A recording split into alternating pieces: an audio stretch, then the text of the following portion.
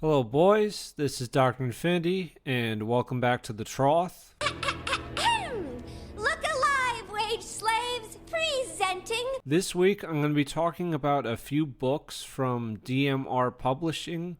They're a publisher that does like kind of sword and sorcery, fantasy, that type of stuff, like just pulpy stuff. Previously on this channel, I reviewed one of their books called Samhain Sorceries. I liked it. It's a recommendation, and I'm going to touch on that briefly. But this time, I've decided to pick up some more books from them because I liked Samhain Sorceries so much. And I have 3 of those to get through. And I'm going to have timestamps below. There's going to be a link for their website where you can purchase the books for yourself. I do recommend all 3 of these. So I would say check them out before looking at them. But I will have at each timestamp for each of the 3 books, I'm going to list out my favorite stories from each one without spoilers. So if you just want to like, hey, or what are the good stories in this collection that I thought were good? You can see that without spoilers before I get into it. All these are recommendations. I thought they were good. They're just nice little anthologies. I don't love every story in them, but there are enough like really great ones that definitely make it worth it for me. At some point in the future, I'm going to read more DMR for sure, but I just kind of have like other books I have to get through right now. Let's not waste any time. Let's just get right into it. The first one I'm going to talk about is one that everyone should check out. This is the Infernal Bargain, and this is actually free. All you have to do is subscribe to their mailing list. You just do that on their website, just on the front page. It's right there. It's free. So there's really not a reason not to. It's really cool. So my favorites from Infernal Bargain before I get into spoilers were Than Housefer's Guest, Into the Dawn of Storm's Voyages of Caleb Blackthorne. I thought that was interesting. The Mountains Have Eyes and the Woods Have Teeth by Harry Piper. Harry Piper is a fucking heavy for DMR. He's the Cuthbertson of DMR for me. The Thief of Forth, that was some interesting, kind of like Conan-esque kind of sword and sorcery stuff. It was interesting. I liked it. Black Genesis. This is by Mark Tarvina. And absolutely, if you listen to nothing else from this channel, check out Infernal Bargain. It's free. And read Black Genesis. That was so good. That is so great. And Mark Tarvina, he also had another story in Warlords, Warlocks, and Witches that I'm going to talk about. He's really good. Those were my heavies. Those were my big stories from Infernal Bargain. And now I'm just going to go right in. So our first story in Infernal Bargain is a story called Infernal Bargain. And I thought this was all right. It's like a shipwreck guy. He gets rescued by a man. This man's like evil, and he's trying to trade this man's soul for his own, for this demon. And this is just kind of like your way in. And it's like, it's fine. It's a short little thing. Thanhouser's Guest. This is about another shipwrecked man who is like brought aboard this island where this giant he has men fight to the death for his amusement, and he eats human meat. And so like our guy Menanon, who doesn't have any memories, he's just watching the games go on, and every time someone is killed, the giant bangs his fist down on his table and he screams arrival, and these 4 hot chicks enter the room and they drag the body out of the room, and it's really cool. And towards the end he gets like revenge and stuff, but it's just like the scene was like set really well with this guy. Into the Dawn of Storm Voyages. This is like it's like an Elizabethan, or not Victorian. I think it's like the Elizabethan England era, and this guy has like this curse on him. There's something else going on. It's like a little teaser for like a book, and I'm like, I don't really know a lot of like pirate stuff or whatever. Like I haven't read like a ton of like those stories, so like I think I'd read it. I think I'd read more at some point. Grumfobler. This is about a guy lost in a swamp. He meets some people, and then like there's this like evil elf thing. I thought this was okay. I think it is part of something called like the Infinity Road. Not super interested in continuing with that. We have The Mountains Have Eyes and the Woods Have Teeth next. This is by Harry Piper. This is really good. This is about a king who has just brought an end to this like huge rebellion against him, right? And the rebel leader is known as the Wolf, and he just says, like, you've defeated me, but you have lost. You will not end up going home, and their army is just assaulted by like nature and beasts and everything, and there's ominous signs the whole time, and the army is just doomed. It's just completely doomed. And it's, just very good. Harry Piper is like consistently a good voice. We're going to get into his own like little collection in a bit. Sapphire Goddess, this was not something I enjoyed. I did not quite finish this story. I got like a certain amount of pages in, wasn't liking it, didn't want to continue, so I just moved on to the next one. I do that sometimes with anthologies. If I'm really not liking a story in it, I'll just skip it. Gift of the Orbmen, this was all right. It's like an exile from a village in like a sort of post-apocalyptic future. It sort of is. He makes a deal with some like mushroom men to spare his life. It's just, I don't know, it was okay. Thief of Fourth. This is about this magician and a thief. They're plotting together, and the magician wants him to like steal this thing and become king, while the magician is like the power behind the throne. And like, this is all nice and everything. I don't know what the wizard is offering exactly. Like, he plants the idea in the thief's head, in Rald's head, but the wizard doesn't actually like do anything.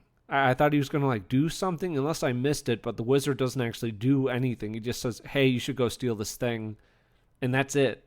He doesn't help him. But this really kind of reminded me of Conan, where he's like a thief and a barbarian, but like he's not like a amoral like bastard, like he has an opportunity to like take power, but it's like cowardly and not the right thing to do, so he doesn't.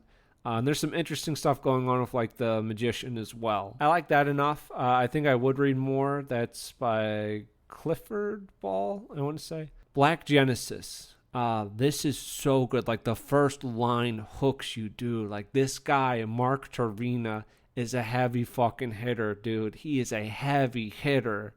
We have the first men, who are humans, and then we have these things called the new men, which are like half demons. Who eat human flesh, and they used to be like the Redhorn men, and they're going to war against the grass eaters in their cities. That like the dark wizard that rules over them is awesome, and he's got like these steampunk limbs. And it's so cool, man. It is so cool. 100% I need to read more by this guy. 100% I need to read more by him. And like, it ends in a cool way, and apparently there's a different telling of this story with like a new ending or something. But I think it says he appeared in another collection called Death Dealers in Diabolus. Yeah, maybe some other stuff, but 100% I gotta read more of him. Then there was, because that's a very high recommendation, and it's like, it's free. It is free, dude. It's free. Check it out. Adventure in Lemuria. Yeah, this is about a guy, Kor, who's like rescuing a man, and they're fighting this thing, Molech, who's kind of this bull god thing, and they're sacrificing innocents to it. That's kind of interesting. That's interesting. But yeah, it's just like, it felt like more like kind of standard sword and sorcery stuff. Like, yeah, I thought it was fine. Heaviest Sword is just kind of, it's like a samurai thing, but it's over like really quick, so it's hard to like get attached or like a feel for kind of anything. I thought it was like, okay. That's Infernal Bargain. Infernal Bargain is free, so there's really not a reason to check it out, and there's definitely a couple that I think are really worth your time to see. And maybe, you'll like the other ones that I didn't really care for. Maybe you'll like them all. I don't know, right? But check it out. I'll touch briefly on Samhain's Sorceries. I already reviewed it, so I'm not going to get really deep into it. But my kind of like heavies there were House of the Dark One, Eye of Baelor, Hole in the Tree, The Barrow King's Bride, and Raid into Onwind. This is by Harry Piper, who did the Mountains Have Eyes one. That is like a band of warriors descend into mythological Welsh hell to bring back their fallen lord back from the dead. It is so badass and cool, and it's just awesome. It is really awesome, man. I love that. So I would say, just if you're interested in Samhain Sorceries, like if Raid and Onwin sounded cool, it's really cool. Next, I'm gonna go into Warlords, Warlocks, and Witches. My stories from this collection that I recommend are the Raverspike Spindle by Mark Taverna. He did Black Genesis, right? There's also Honor Served by Henry Ram. Thing in the Field by Harry Piper. Very good. The Brides of Banff by Spencer E. Hart. That was short and enjoyable. And those are my picks for Warlords, Warlocks, and Witches. In this one, we get another one by Mark Trevina and Harry Piper. Yeah, they are, for me, like so far, they're like the heavies of DMR. They are both hitters, man. They are fucking hitters, dude. Really good stuff, like consistent. But Raverspike Spindle is like this guy who he gets like roped into helping these people out. There's like this tower, and like village people are like sent to it as sort of like a sacrifice for these like dark beings. And it's really interesting. It has an interesting take on like a more like familiar monster in mythology, and very cool stuff. I don't really want to spoil that one or get too deep into it, but it's really interesting. And like I think, you know, you could probably continue the story with this character and just have them do like other stuff, because like it's a long one. I think maybe around 50 pages or so. Yeah, so it's a long one. It's the front runner, and I think it makes sense because it's very strong. Winter of the Witch. This was all right. This is like this army's like on campaign, and then the enemy army is like their leader is like possessed by this like witch, and it's like it's fine. I didn't think it was like terrible, but not like great. It sort of felt like our main character didn't really have like a connection to anything there. That was somewhat of a complaint I had. Honor Served. This is cool historical fiction. It's Vikings and Constantinople, and it's really interesting stuff. It's really well written. They are like I think they're called the Varangians. They're like the Imperial Guards, right, for the Byzantine Empire, and it's really cool stuff. Twin Scars. This was all right. It's about a man who gets kind of roped into this little war between these two villages, and there's a witch he kind of teams up with. And yeah, I think it's all right. Thing in the Field by Harry Piper. This is really cool.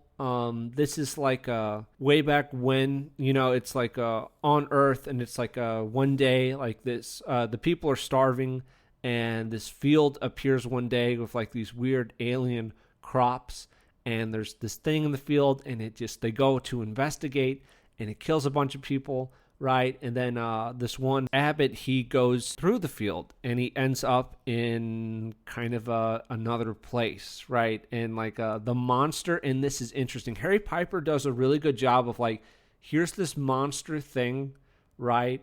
But it's like just like how like pathetic it is, but it's like it's like creepy. You know what I mean? Like it's a monster, but it's like creepy.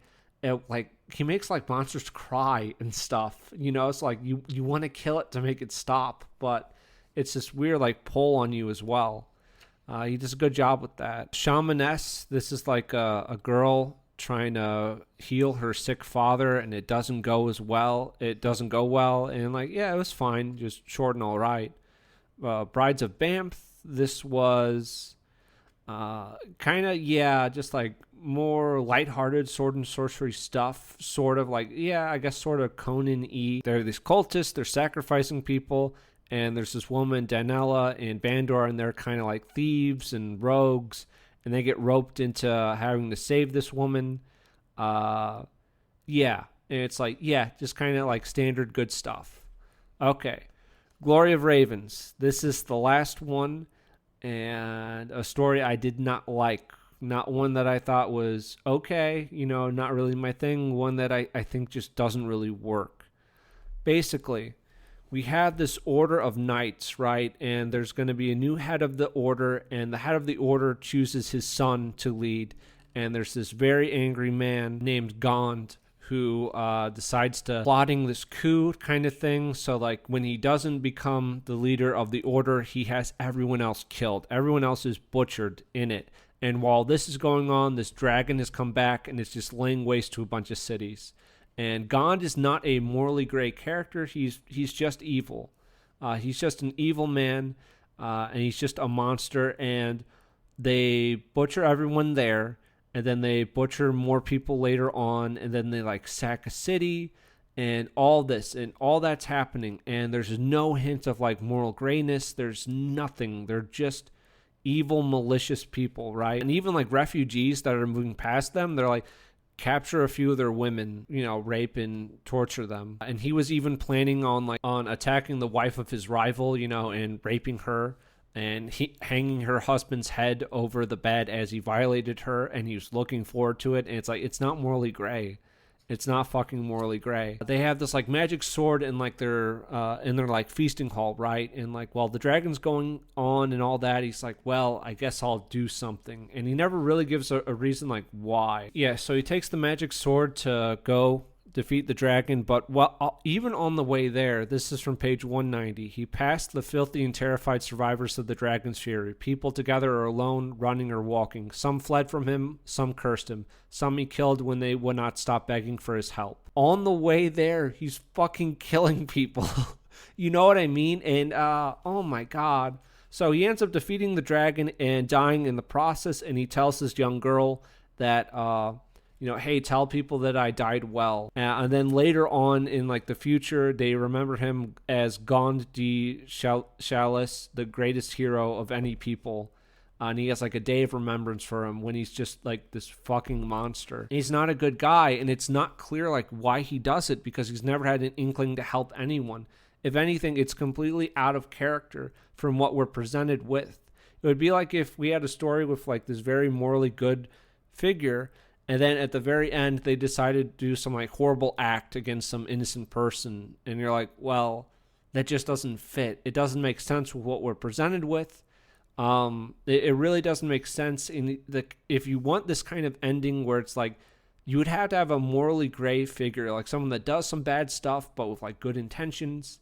And then they do this like wholesome good act that kind of washes away the bad. But this is just an evil man commits evil throughout the story, and then he does something that's completely out of character at the end, and now he's known as good. Another thing I'll bring up with this one is if he didn't kill all the good men in the hall, like all the good knights, then one of them could have used the magic sword that was there on the dragon and defeated the dragon. An example I'll bring is like, if you go into like a fire station and you kill all the firefighters in there, and then you fight a fire by yourself and you die in it, are you a hero? The answer is no. The answer is no, you're not a fucking hero, and no, it's not morally gray. I really didn't like this one. It just doesn't work. It just doesn't work. I think you can have a story that, can sort of like function. You know what I mean? It can sort of like function a bit with like morally gray becoming good type of deal, or like good, or like, yeah, or like the opposite. But this is just way too one-sided, and like the ending does not fit. It doesn't fit the mold. If you kill a bunch of firefighters and then you die fighting a fire, you're not a hero. You just killed a bunch of people that could have done the job. Regardless, I still like that anthology. A lot of good stories in there. Next, this is and it was really, I just took out Samhain sorceries because like Samhain, that means like Halloween in Irish, and I really like Irish mythology and that type of thing. So like I saw it and I'm like, oh, I'm going to check it out. And it was really like Harry Piper's story in that got me like really interested in reading more DMR. And then I saw he had his own little collection. I'm like, that's awesome. I really need to like just read that and a few others, and I'm really glad I did. But this is Harry Piper's The Great Die Slow. Recommendations before I get into spoilers. There's that's easy. They're all recommendations. All of them. All 7 of these are recommendations. They're good ones. I don't really have any that I thought was just like okay, not great. I thought they were all really good. I thought they were all very strong. We're just going to get right into it. The Man in Chains. This is about this is like a Welsh lord who is desperate to save his people from like invading Angles, right? And so they go out into this like fantasy castle fortress thing, and they find a vampire and they bind him to them to fight the Anglos. And it's just a disaster because you can't really like make a deal with a creature like that. It's like under their control, quote unquote, but not really. And it's really cool. And by the end, like, our main character has to destroy him before, like, he creates, like, an dark empire to, like, consume the world. Mana Widen, the Heartless and the Unquiet Myrrh. And this is a old king is haunted by this monster. It's sort of like Beowulf-y. I know some of Beowulf, not the full thing. I probably should know it. But there's this monster harming him, and this is just a really good story. It's just, like, a lot of his stuff is just really well written. Menawin is just, like, there with his men, and they're training, and it's kind of bringing the old king back to life. But it's just hanging in the air. It's like, when is this monster going to show up? When is this monster going to show up? And Menawin is sort of feeling like he has a place there, you know? By the end, it's revealed that the monster from the river is his son that he kind of sacrificed because he was, like, misshapen and weak when he was born. And I sort of agree with that. I know it's kind of fucked up to say, but it's like, I don't know. Like, you do need, like, a strong ruler, you know? Like, I don't know. I'm kind of on the fence with that one, but that was cool. Penitent. This is about two brothers that are hired to escort this kind of mad priest for 3 days into some, like, bad lands that have, like, monsters in them, and the lands also, like, do whatever the hell they want with regards to, like, the seasons and the weather, and things are very strange and odd. And, like, the priest is going out there to, like, bring someone into the faith, right? That's the penitent, right? You go in there and the weather's all fucked up, and, like, the monsters are cool and everything, and we have a cool, like, brother duo. But even just the very end, you know, the very end is just the penitent is a fucking dragon, you know? It's a fucking dragon, and it's great. Something that I like about Harry Piper is that it's dark fantasy, right? Like, there's some dark fantasy stuff here, but it's like, it's grim, but it's not, like, ugly. It's not, like, edgy stuff where it's just, like, really horrible stuff just happening to people constantly. It's grim, it's dark, but it's good. You know, it's not always like, here's a bunch of horrible stuff happening to our characters. By the way, there's no such thing as happiness. You know, that's not what it is. So I like that. It's not a pizza cutter. Pizza cutter meaning all edge, no point. Cadle's Fate. This guy is told by this, like, one-eyed elf girl who's a fortune teller that he's going to die by dawn, and he still stays to defend them because some bandits are going to attack. Yeah, it's nice. He, like, still feels an obligation to help them even though he knows it's going to kill him. After that, we have the Burden. Okay, and this is a man who has lost everything, and he's tempted by death to kill himself and end his suffering. But he resists, and he slowly, everything that he has left is taken away from him. But he finds purpose, and he finds the will to keep going. And I like that. I think other books, like other more modern writers, they would just have him kill himself or something, you know. Sir Gareth and the Thing That Hid. This is like Lovecraft and King Arthur kind of put together. And Gareth is a guy that, like, serves Mordred, who's like, I know a little bit about King Arthur. I should probably know more. Excalibur, that's a cool movie. That is a cool movie. Yeah, it's like this guy. There's, like, some grumblings at Camelot, but he's out stuck in, like, these winter conditions. And in the meantime, he finds, like, some people that have been, like, affected by, like, Lovecraftian monsters. And yeah, he defeats them and everything's going to be okay. The Great Die Slow. This is the namesake for the book, right? And this is about a young girl who hunts down a giant who just killed her entire family. And it's about, like, grief, anger, revenge. You know, revenge, like, literally manifests itself. And the giant here reminds me a bit of the monster of the Thing in the Field, with, like, it's just crying and weeping. Like, the Thing in the Field story, it's like it tries to drink water and it vomits it up. It can't do it. It tries to eat and it can't eat, and it's just, like, crying to itself. And it's like, it's good. And, like, the giant in here, it's like it does it as well. I like that he can do that. But this giant's just kind of like a clueless thing that doesn't really, like, know or care that it killed her family.